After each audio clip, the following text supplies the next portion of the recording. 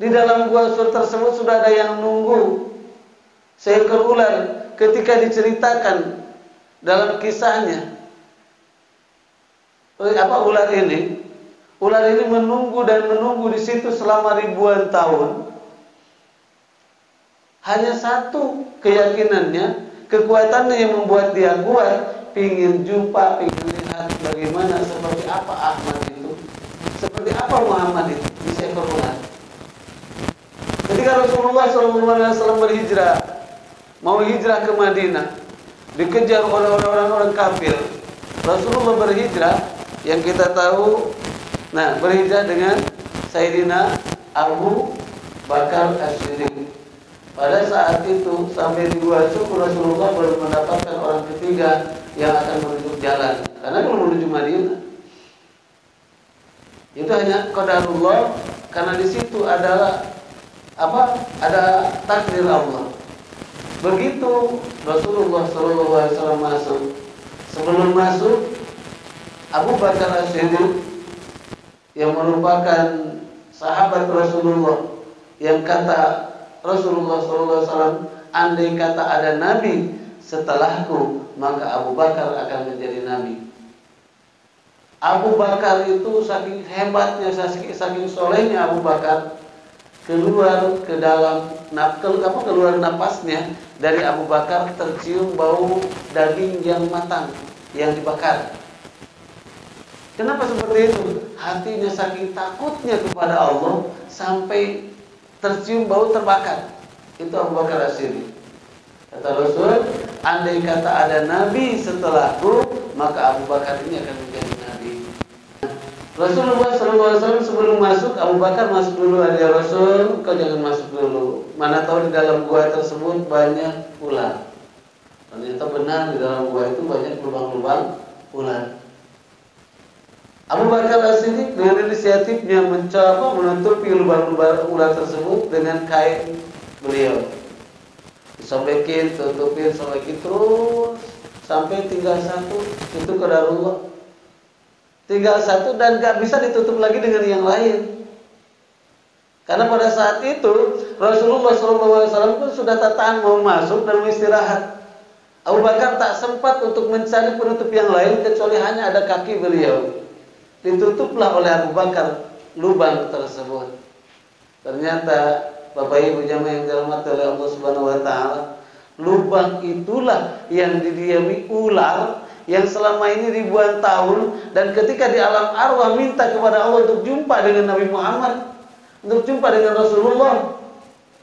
Pada saat itulah Abu Bakar menutup dengan kakinya dan Rasulullah SAW tertidur di paha Abu Bakar, di pangkuan Abu Bakar. Tertidur bukan tertidur, belum tidur Rasulullah. Cuma melepaskan penat, melepaskan capek. Rebahan Rasulullah SAW di pangkuan Abu Bakar. Ular ini, kenapa ular ini bisa masuk? Awalnya ular ini pun tetap diam di dalam lubang, akan tetapi Allah Subhanahu wa taala sudah memberikan petunjuk dari awal bahwa ketika kedatangan Muhammad, kamu akan mencium rasa seperti itu. Dan itu tercium oleh ular. Ini berarti saatnya aku melihat Muhammad. Pas begitu mau keluar, lubangnya gelap, ditutup. Dia mau tak mau mematuk kaki Abu Bakar, yang disangkanya bukan seperti kaki. Ini yang menghalangi saja, dipatuk kaki Abu Bakar. Namanya ular padang pasir. Ketika dipatuk langsung bengkak kaki Abu Bakar membiru. Dan Abu Bakar saking kuatnya menahan, saking kerasnya menahan rasa sakit, sampai meneteslah air mata Abu Bakar. Menetes air mata Abu Bakar dan kena kepada pelipis Rasulullah SAW. Disitulah Rasulullah terbangun dan kaget dan mengeluarkan kata-kata, ya Abu Bakar, la takhaf wa la tahzan, innallaha ma'ana.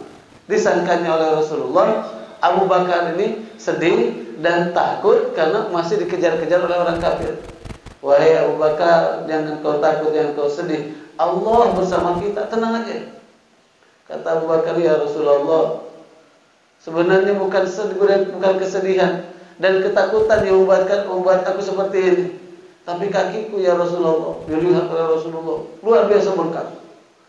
Di situ Rasulullah SAW melihat seekor ular yang keluar dari lubang, dan Rasul marah kepada seekor ular tersebut. Apa kata Rasulullah? Wahai ular, sambil dilihatnya dan ditunjuknya itu ular tersebut, jangankan seekor ular, Abu Bakar, kulitnya, rambutnya haram dibakar dengan api neraka, apalagi kau batu. Dengan izin Allah, dalam kisah tersebut ular itu bisa berbicara. Apa dalam pembicaraannya? Ya Sayyidi, ya Rasulullah. Itu seekor ular bisa mengatakan kata-kata ya Sayyidi, ya Rasulullah. Wahai junjunganku, wahai Rasulullah. Wahai junjunganku, wahai Rasulullah, utusan Allah.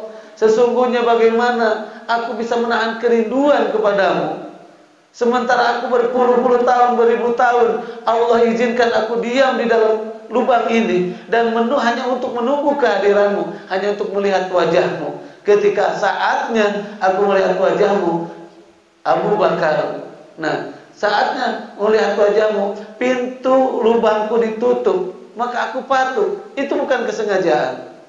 Lalu Rasulullah SAW dalam sejarahnya memperlihatkan, kalau begitu, nih lihat wajahku, nih lihat wajahku. 3 kali Rasulullah memperlihatkan wajah aslinya kepada ular. Karena dalam kehidupan Rasulullah yang kita tahu bahwa Allah Subhanahu wa taala menciptakan kegantengan itu satu diciptakan kegantengan, seperempatnya diberikan kepada Nabi Yusuf, setengahnya kepada Nabi Muhammad, seperempatnya lagi kepada umat manusia seluruhnya. Jadi kalau 1/4 kepada Nabi Yusuf, setengah kepada Nabi Muhammad, dan 1/4 kepada seluruh manusia. Nah, pantesan Nabi Yusuf itu ketika kegantengannya Nabi Yusuf lewat di depan perempuan-perempuan Mesir yang pada saat itu diundang sama Zulaikha, yang Zulaikha pun masih menjadi istrinya bendahara Mesir, istri Potifar. Nah, diundang pada saat itu semua wanita-wanita ketika Nabi Yusuf lewat dikasih buah, dikasih pisau, sedang mengiris buah, dan buah yang teriris sampai ke tangan-tangan teriris tidak terasa sakitnya. Tangan diiris dengan pisau, tidak terasa sakitnya, saking indahnya melihat gantengnya Nabi Yusuf.